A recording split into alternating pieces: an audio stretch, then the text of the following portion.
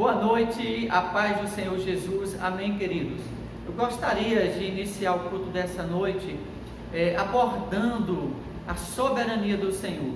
Quando nós estudamos a palavra do Senhor, nós chegamos ao entendimento que de Gênesis a Apocalipse aborda a soberania do Senhor. E é importante nós entendermos que o nosso Deus, irmãos, é um Deus soberano.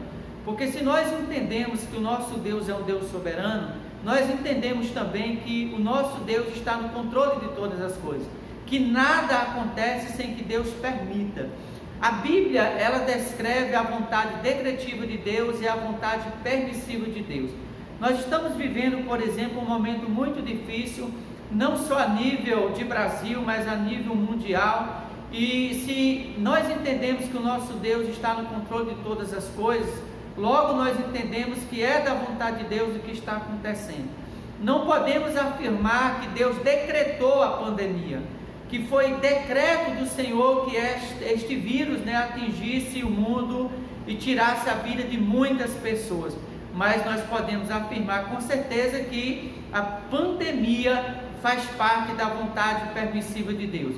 Mas o mais importante, queridos irmãos, é nós entendermos que o nosso Deus está no controle, que o nosso Deus tem sobre as suas mãos o domínio de todas as coisas. Quando, por exemplo, nós estudamos o Salmo capítulo 139, neste Salmo, o salmista aborda a soberania de Deus. Eu gostaria de ler inicialmente alguns versículos. Eu creio que até o versículo 5 já é o suficiente para entendermos aqui a soberania de Deus que está sendo abordada pelo salmista.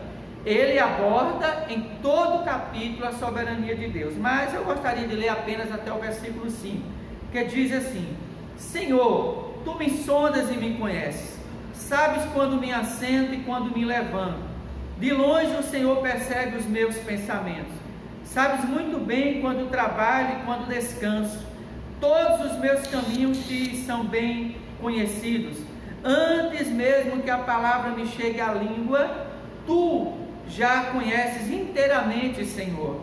Tu me cercas por trás e pela frente e pões a Tua mão sobre mim. Então, claramente, irmãos, nós observamos neste salmo que o salmista está aqui abordando a soberania de Deus, apresentando este atributo que é o atributo da soberania de Deus. E ao entendermos que o nosso Deus, irmãos, é um Deus soberano, isso gera, de certa forma, um descanso. De certa forma, nós podemos assim descansar no Senhor, entendendo que o Senhor, por ser soberano, Ele está trabalhando nessa situação e trabalhando nessa situação para o nosso bem. Pois essa é a afirmação que o apóstolo Paulo faz quando ele escreve aos Romanos no capítulo 8, versículo 28, quando Paulo diz: sabemos que Deus age em todas as coisas para o bem daqueles que amam a Deus, para o bem daqueles que foram chamados de acordo com o seu propósito. Então, claramente nós observamos nesse texto de Romanos 8, 28, que o nosso Deus, Ele é um Deus que trabalha em todas as coisas.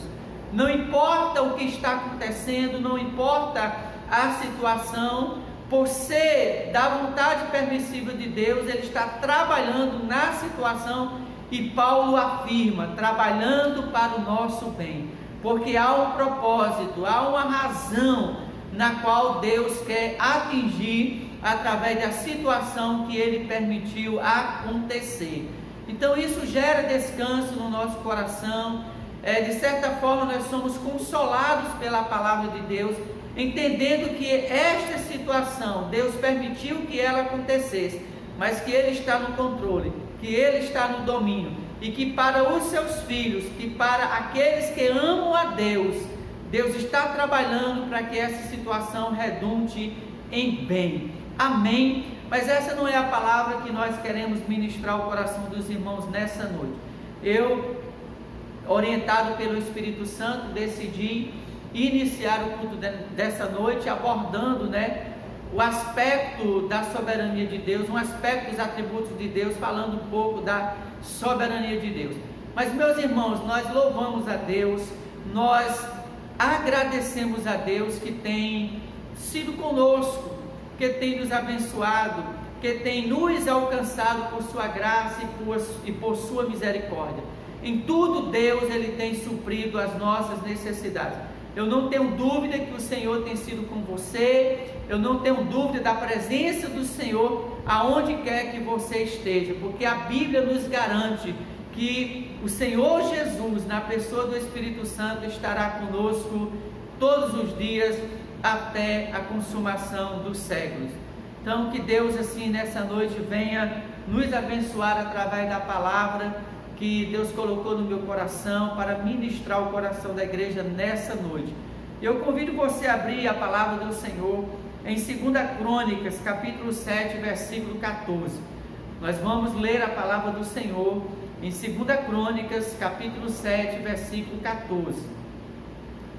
Você pode abrir aí a sua Bíblia para acompanhar conosco a leitura, ou até mesmo apenas ouvir a leitura que nós vamos fazer de 2 Crônicas, capítulo 7, versículo 14, que diz assim: se o meu povo que se chama pelo meu nome se humilhar e orar e buscar a minha face e se converter dos seus maus caminhos, dos céus ouvirei, perdoarei o seu pecado e sararei a sua terra. Amém, amados, por esta palavra. Queridos, atentando para o tema e não desprezando o texto, nós precisamos entender que a nossa terra, ela só será curada, ela só será sarada quando estivermos envolvidos em um processo em que os nossos pecados antes precisam ser perdoados. Então, nessa noite eu vou abordar algumas condições que o texto nos apresenta, na qual nós precisamos nos envolver, nos submeter, principalmente a condição de termos antes o nosso pecado perdoado, para que Deus posteriormente Ele esteja curando ou sarando a nossa terra. Precisamos entender que a expressão sararei a vossa terra ou curarei a vossa terra é uma figura de linguagem que o salmista, aliás, que Salomão neste livro, de 2 Crônica escreve, é uma figura de linguagem que ele utiliza para se referir à bênção do Senhor. Mas o que é a bênção do Senhor? A bênção do Senhor, ela é definida no dicionário como uma ação sobrenatural do Senhor em nosso favor. Então, qualquer ação da parte do Senhor para com a minha pessoa, para conosco, pode ser considerada como sendo a bênção do Senhor. Pode ser uma ação de libertação, uma ação de cura, uma ação de salvação, uma ação de cuidado, uma ação de solução de problema. Então, não importa qual seja a ação do Senhor, qualquer ação da parte do Senhor para com a sua vida, você deve considerar como sendo a bênção do Senhor sobre você. Você deve considerar que Deus está alcançando você pela sua graça e pela sua misericórdia. O livro de Provérbios, capítulo 10, versículo 22, diz assim: a bênção do Senhor é que enriquece e não traz consigo dores.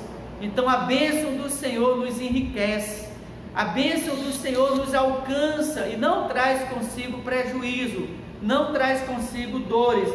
Diz assim a palavra do Senhor. No Salmo 3, versículo 8, diz assim: do Senhor vem o livramento, a tua bênção, Senhor, está sobre o teu povo. Então observe que o salmista, ao tratar do livramento do Senhor, o salmista está dizendo que esse livramento da parte do Senhor para com o seu povo, ele diz que esse livramento é a bênção do Senhor. Em Deuteronômio, capítulo 28, versículos de 2 a 6, diz assim a palavra do Senhor: todas essas bênçãos virão sobre vós e vos acompanharão, se vocês obedecerem ao Senhor vosso Deus. Vocês serão abençoados na cidade e serão abençoados no campo. Os filhos do vosso ventre serão abençoados. como também as colheitas da vossa terra, e os bezerros e os cordeiros dos vossos rebanhos. A tua cesta e a sua amassadeira serão abençoadas. Aí o versículo 6 diz: vocês serão abençoados em tudo o que fizerem. Amém, queridos, por esta palavra. Então, se eu me submeto à palavra de Deus, se eu procuro viver a minha vida em obediência à vontade do Senhor, se eu procuro viver a minha vida em santidade, se eu procuro viver minha vida de uma forma que Deus aprova, diz a palavra do Senhor no versículo 6, que todas as coisas que eu venha fazer, eu terei a bênção do Senhor, ou serei eu abençoado. Que o Espírito Santo esteja trabalhando em nós, irmãos, para que haja uma disposição para vivermos a nossa vida em obediência à palavra de Deus, para vivermos a nossa vida de acordo com o padrão que Deus nos apresenta através da sua palavra. Que o Espírito Santo esteja moldando, lapidando o nosso coração, para termos uma disposição de termos uma vida consagrada, para termos prazer na lei do Senhor, e na lei do Senhor meditar dia e noite. Que o Espírito Santo esteja trabalhando, irmãos, nos nossos corações, para que tenhamos prazer em buscar o Senhor pela oração. Que a oração seja, queridos irmãos, uma realidade na nossa vida todos os dias. Que a oração seja um estilo de vida. Que eu tenha prazer em entrar no meu quarto para buscar o Senhor através da oração, para ter com o Senhor um momento de intimidade, de comunhão, e um momento com qualidade, buscando o Senhor através da oração e estudando também a palavra do Senhor.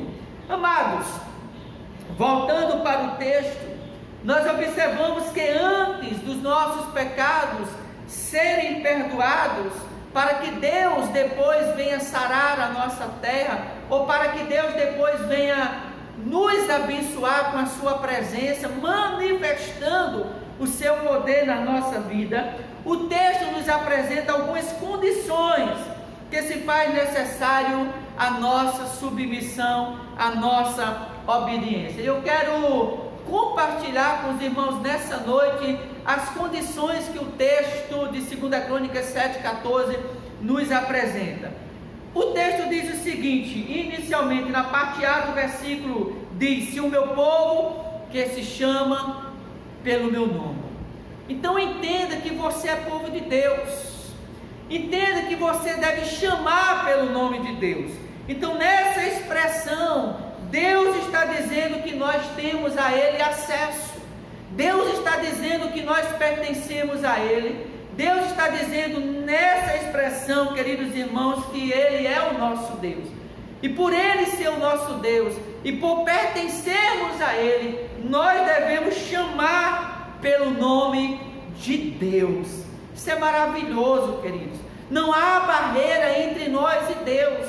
Esta barreira caiu por terra quando Jesus deu a sua vida lá na cruz do Calvário. Então qualquer pessoa que em seu coração já aceitou a Jesus como Senhor e como Salvador, nascendo de novo, queridos irmãos, essa pessoa tem agora acesso direto à pessoa de Deus. Ela pode clamar pelo nome de Deus, ela pode orar fazendo uso do nome de Deus.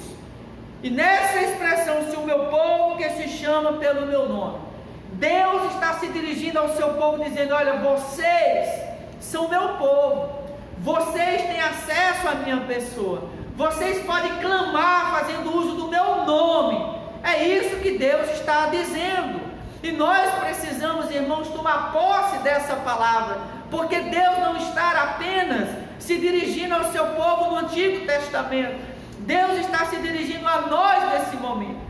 Deus, através dessa palavra, está dizendo para mim, está dizendo para você, que nós temos acesso à pessoa dele, que nós somos o seu povo, que nós somos os seus filhos, que nós podemos clamar fazendo uso do seu nome, do nome de Jesus Cristo. No Salmo capítulo 100, irmãos, versículo 2 e versículo 3, diz assim a palavra do Senhor: prestem culto ao Senhor com alegria, Entrem na presença do Senhor com cânticos alegres. Reconheçam que o Senhor é o nosso Deus. Ele nos fez, somos dele, somos o seu povo e rebanho do seu pastoreio. Aleluia! Eu tomo posse dessa palavra. Eu sou ovelha do rebanho do Senhor. O pastor do Salmo 23 é o meu pastor, é o seu pastor, é o nosso pastor. E esse pastor tem nome. Esse pastor é a pessoa de nosso Senhor e Salvador Jesus Cristo. O próprio Jesus, no capítulo 10 do Evangelho de João, atribuiu para si, queridos irmãos, ser ele o bom pastor. Ele falou: eu sou o bom pastor, e o bom pastor dá a vida pelas suas ovelhas. E é interessante, meus irmãos, nós observamos o versículo 3 do Salmo 100, que o salmista ele convoca o povo de Deus a reconhecer que o Senhor era o vosso Deus, que foi Ele que tinha feito o seu povo. Somos o seu povo e somos o rebanho do seu pastoreio. Jeremias, no capítulo 29, versículo de 12 a 14, diz assim a palavra do Senhor: então vocês clamarão a mim, virão orar a mim, e eu os ouvirei. Vocês me procurarão e me acharão quando me procurarem de todo o coração, e eu me deixarei ser encontrado por vocês, declara o Senhor. Aleluia! Louvado e engrandecido seja o nosso Deus, irmãos. Deus está dizendo, queridos irmãos, através do profeta Jeremias, que quando nós clamarmos a Ele, que quando nós nos aproximarmos dEle, de todo o nosso coração, nós vamos o encontrar, porque Ele mesmo vai se deixar ser encontrado, Ele mesmo vai se revelar a nós, Ele mesmo vai atentar para o nosso clamor, para a nossa oração. O próprio Deus está dizendo através do profeta Jeremias, que se nós nos aproximarmos dele de todo o nosso coração, nós vamos encontrá-lo. Que se nós nos aproximarmos dele através do clamor, através da oração, ele vai atentar para o nosso clamor, atentar para a nossa oração, queridos irmãos. Isso é bom demais, meus irmãos. Isso alegra o nosso coração, por entendermos através da palavra de Deus que o nosso Deus está à nossa disposição. A palavra de Deus, através do profeta Isaías, no capítulo 59, Isaías diz assim, queridos irmãos, que a mão do Senhor não está encolhida para não poder salvar, nem tampado os seus ouvidos para não poder ouvir. Deus está com as mãos estendidas, queridos, para nos abençoar. Deus está atento ao nosso clamor e à nossa oração. O Salmo 91, versículo 15 diz: clamará a mim o meu servo, e eu lhe darei resposta, e na adversidade estarei com ele, vou livrá-lo e cobri-lo de honra.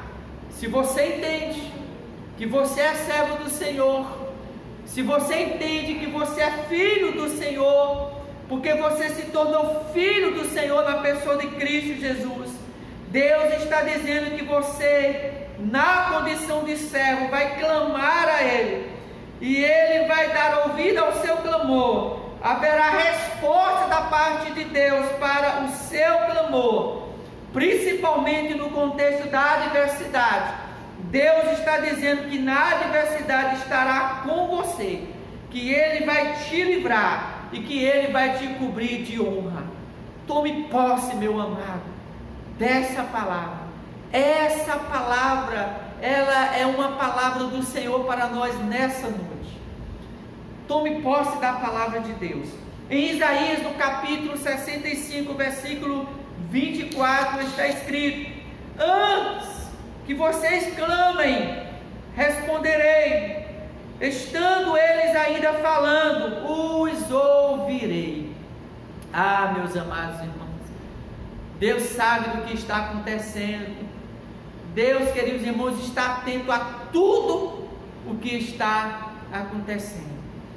Mas nós precisamos tomar posse da palavra de Deus. Quando a palavra de Deus nos garante que Deus está conosco, quando a palavra de Deus nos garante que Deus nos protege, que Deus nos livra, que Deus supre em tudo as nossas necessidades. A segunda condição que o texto nos apresenta, que se faz necessário a nossa submissão, está na parte B do versículo. Leu novamente o texto que diz: se o meu povo, que se chama pelo meu nome, se humilhar. Então a segunda condição é a condição da humilhação. E a humilhação é um ato total de dependência, é o reconhecimento de poder e autoridade à pessoa para quem você se humilha. Então humilhação é isso, é você reconhecer o poder, é você reconhecer a autoridade para quem você está se humilhando. E aqui eu chamo a sua atenção que nós só devemos nos humilhar perante o Deus Todo-Poderoso, que essa total dependência não deve ser do nosso semelhante, mas que nós devemos de uma forma total depender do nosso Deus, do Deus que tem todo o poder, do Deus que tem todas as condições de atender ao que nós colocamos diante dele. O Deus que nós servimos, irmãos, é o Deus Todo-Poderoso, é o Deus que, se liberar uma palavra, ele vai trazer à existência o que não existe. Ele tem poder de curar, ele tem poder de salvar, ele tem poder de libertar, ele tem poder de restaurar, ele levanta o caído, ele restaura a força daquele que está fraco. Esse é o Deus que nós devemos nos humilhar. Amém? Em 1 Pedro, no capítulo 5, versículo 6, está escrito: humilhai-vos, pois, debaixo da poderosa mão de Deus, para que ele vos exalte no tempo oportuno. Então o conselho que Pedro está dando através desta epístola é que nós devemos nos humilhar debaixo da poderosa mão de Deus. Nós devemos nos humilhar a Deus, que criou os céus e que criou a terra. O Deus que tem todo o domínio, o Deus que tem todo o poder, o Deus que tem em suas mãos o controle de todas as coisas. E o apóstolo Pedro está dizendo que no tempo dele, no tempo do Senhor, ele vai nos exaltar. Então a condição que o Senhor estabelece no texto de humilhação é de uma contínua humilhação, e não apenas quando colocamos diante do Senhor as nossas causas, as nossas necessidades. Então quando nós estudamos, irmãos, na Escritura a respeito dessa questão da humilhação, nós chegamos ao entendimento que nós não podemos somente se humilhar perante Deus quando estamos em um contexto de adversidade. A mesma coisa está relacionada à oração. Muitas vezes, queridos irmãos, nós buscamos a Deus pela oração quando é para pedir a Deus alguma coisa. Quando nós estamos vivendo em um contexto de tribulação e de adversidade, é que nós passamos a orar mais, é que nós passamos a clamar, é que nós passamos a jejuar. Mas a oração é ferramenta, não apenas de colocarmos diante de Deus as nossas necessidades, ela é ferramenta de intimidade com Deus, de nós nos relacionarmos com Deus. E a questão da humilhação também, nós devemos todos os dias nos humilharmos perante a poderosa mão de Deus, porque o dicionário define humilhação como uma dependência total. A pessoa que você entende ter poder e ter autoridade sobre a sua vida, e essa pessoa é a pessoa de Jesus Cristo. Amém? Amados, a terceira condição é a oração, porque o texto diz: se o meu povo, que se chama pelo meu nome, se humilhar e orar. Então a proposta aqui é uma oração. A proposta aqui é que a oração faça parte da nossa vida e que pela oração coloquemos as nossas causas diante do Senhor. E os irmãos conhecem muito bem o texto de Filipenses capítulo 4, versículos 6 e 7, quando Paulo escreve à igreja em Filipos, e ele diz assim: não andeis ansiosos por coisa alguma, mas em tudo pela oração e súplica, apresente a Deus as vossas petições, diz a palavra de Deus, e com ação de graças. E o versículo 7 diz: e a paz de Deus, que excede todo entendimento, vai guardar o coração e a mente de vocês em Cristo Jesus. Então nós observamos que não é pecado, no contexto da adversidade, fazermos uso dessa ferramenta poderosa chamada oração, para apresentar a Deus as nossas causas, as nossas necessidades. Mas ao fazermos isso, Paulo orienta que tem que ter também ação de graças. Nós devemos também agradecer a Deus, não pela situação, mas agradecer a Deus pela presença do Senhor conosco, agradecer a Deus pelo cuidado, pela proteção, agradecer a Deus pelas necessidades que Ele tem suprido. Então apresente a Deus as vossas necessidades, agradeça também a Deus, e diz a palavra do Senhor no versículo 7, que a paz de Deus, que excede todo entendimento, que não tem explicação, irmãos, humanamente falando, essa paz vai guardar o nosso coração, vai guardar a nossa mente em Cristo Jesus. Efésios capítulo 6, versículo 18, Paulo diz assim: orem o tempo todo, peçam a Deus qualquer coisa que esteja de acordo com os desejos do Espírito Santo, argumentem com Ele, fazendo-o lembrar-se das necessidades de vocês, e continue orando fervorosamente por todos os cristãos em toda a parte.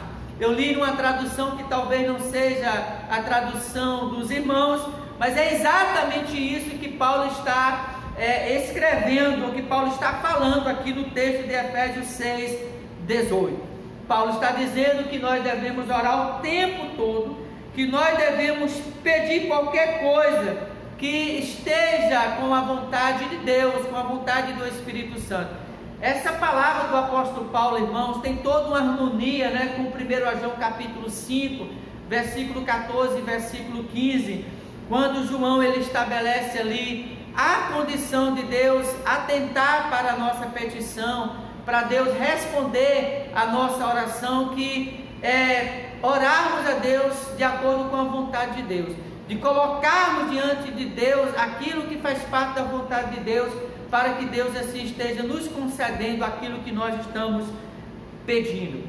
Em quarto lugar, queridos irmãos, o texto diz que nós devemos buscar a face do Senhor. Leu novamente o texto: se o meu povo que se chama pelo meu nome, se esse povo se humilhar, buscar a minha face, orar e buscar a minha face, diz o Senhor. Então denota, buscar a face do Senhor denota um relacionamento com Deus, que por sua vez é resultado de uma vida de oração, de estudo da palavra, e por que não dizer também que é resultado de presença contínua na igreja.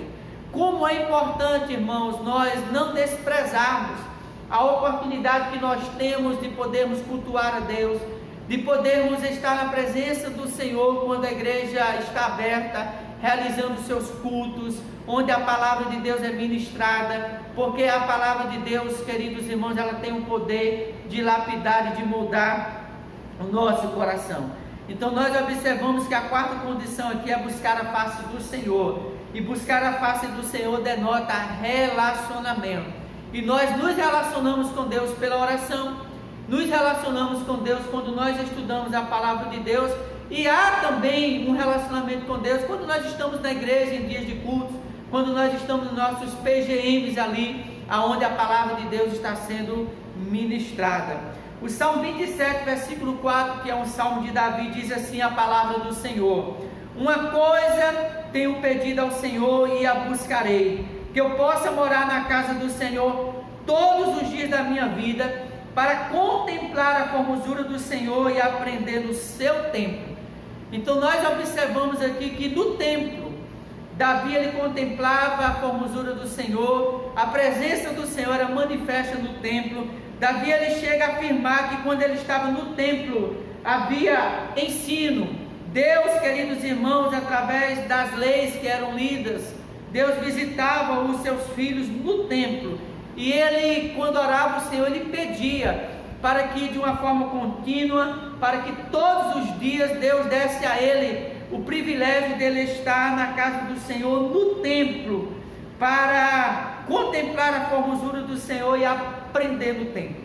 Então não despreze os cultos da sua igreja, não despreze os nossos pequenos grupos multiplicador, porque são oportunidades que nós temos, irmãos, de nos relacionarmos com Deus, de termos com Deus as nossas experiências, de sermos ministrados através da palavra do Senhor.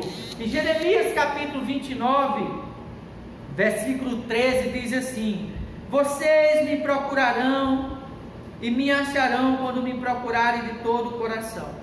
Eu me deixarei ser encontrado por vocês, declara o Senhor. Então nós procuramos o Senhor quando nós vamos à igreja. Então ir à igreja é uma forma de ir procurar a Deus, de ir buscar a Deus, é uma forma de nós irmos à igreja na intenção de não só prestarmos a Deus um culto, mas também de ouvirmos, a palavra de Deus e de permitirmos que Deus, através da sua palavra, Ele venha trabalhar na nossa vida. A quinta condição tem uma relação, queridos irmãos, em que nós devemos nos converter dos nossos maus caminhos ou dos nossos pecados. Está lá no texto de 2 Crônicas 7:14. Então Deus está falando aqui de corações arrependidos, de pecados confessados e abandonados. E quando nós estudamos Provérbios capítulo 28, versículo 13, nesse texto fala da necessidade de não apenas confessarmos a Deus os nossos pecados, mas de principalmente de abandonarmos os pecados que nós estamos confessando. Diz assim: quem esconde os seus pecados não prospera, mas quem os confessa e os abandona encontra misericórdia.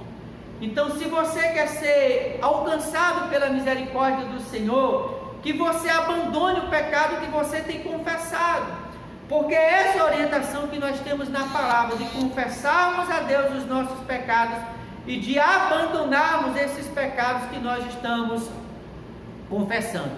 Em 1 João, no capítulo 1, versículo 9, diz que Deus é fiel e justo para perdoar os nossos pecados. Então, se nós confessamos a Ele os nossos pecados, Ele é fiel e justo para nos perdoar os pecados e nos purificar de toda injustiça. Está lá em 1 João, capítulo 1, versículo 9.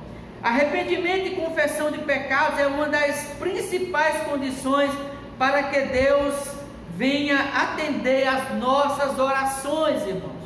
Precisamos entender essa verdade, que há um princípio espiritual, há uma condição, queridos irmãos, que Deus nos apresenta através da palavra para atender as nossas orações, e para Deus atender as nossas orações é necessário antes termos os nossos pecados perdoados.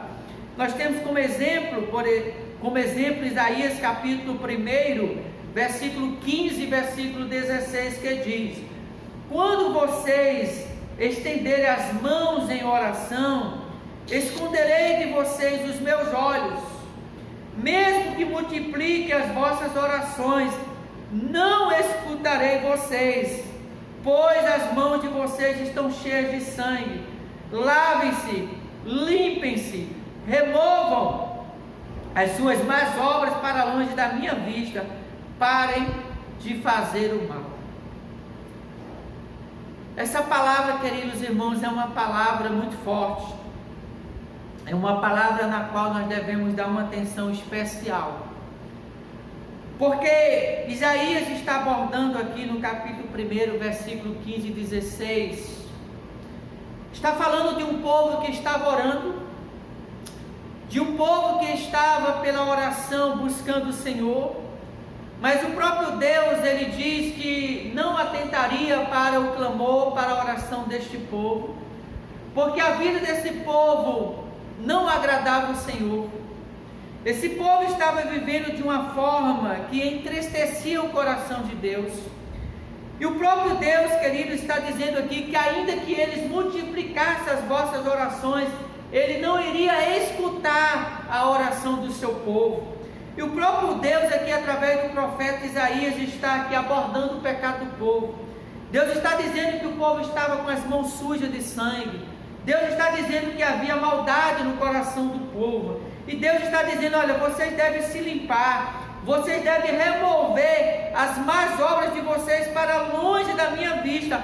Parem de pecar, parem de fazer o mal. Ah, queridos, se a minha vida não agrada a Deus, se eu não tenho vivido uma vida de submissão à palavra, uma vida de santidade, de consagração, se eu não tenho vivido uma vida dentro dos padrões que Deus nos apresenta, não adianta eu orar, não adianta eu clamar, não adianta nem eu jejuar, porque não é o jejum, não é a oração, não é o clamor que vai tocar o coração de Deus, mas é a minha vida na presença de Deus.